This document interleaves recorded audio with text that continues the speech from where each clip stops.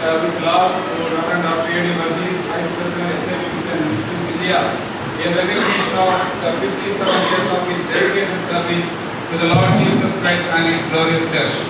On the 34th anniversary of GBPC, on Thursday, the 11th December 2025, at GBPC Coimbatore 90.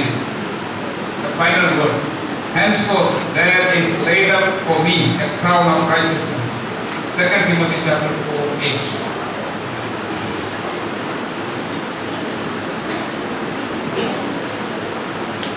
இப்பொழுது Sunday school superintendent glory stand அவர்களை முன்னேறி தொடர்ந்து நிகழ்ச்சிகளை அவர் நடத்துவார்.